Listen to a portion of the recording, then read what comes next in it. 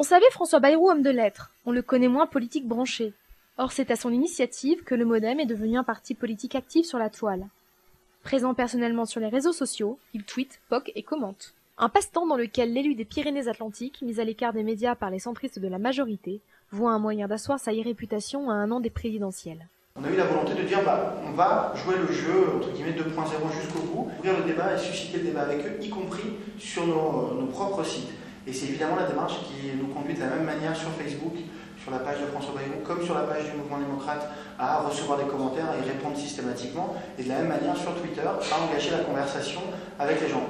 Si Barack Obama a révolutionné la manière de conduire une campagne sur Internet, copier ne suffit pas. Faire d'Internet un véritable outil de conversation directe, tel est le défi que devront relever tous les candidats d'ici 2012. Le siège du Modem est en travaux, un ravalement de façade jusque dans ses structures online. Car le parti de François Bayrou renouvelle son site lesdémocrates.fr.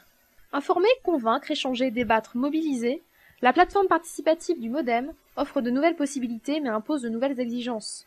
Les politiques peuvent moins mentir, ni sur ce qu'ils disent, ni sur ce qu'ils font, ni sur ce qu'ils sont. Après avoir quitté les bancs de Sciences Po, Antoine Carrette, 23 ans, se rend régulièrement au siège du Modem. Cybermilitant depuis plusieurs années, c'est en 2007 qu'il intègre la cellule chargée de répondre aux mails de campagne. Depuis, Antoine est un militant ultra connecté. J'y passe énormément de temps, c'est une manière justement de m'informer, d'échanger avec les personnes extrêmement intéressantes. Si on reste fermé sur soi, à rester sur de la presse papier, à rester entre ceux qu'on connaît, on perd un potentiel gigantesque.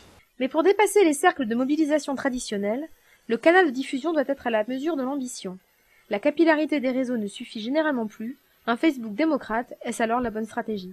Cet outil maintenant est complémentaire avec Facebook, puisque Facebook se situe plus dans l'instantanéité de l'échange, alors que là, on va vraiment créer du contenu, et je pense que c'est ça qui fait la force des démocrates. Provisoirement crédité à hauteur de 8,5% dans les sondages, François Bayrou mise beaucoup sur ce nouveau média social. Mais le web permet-il de gagner une élection?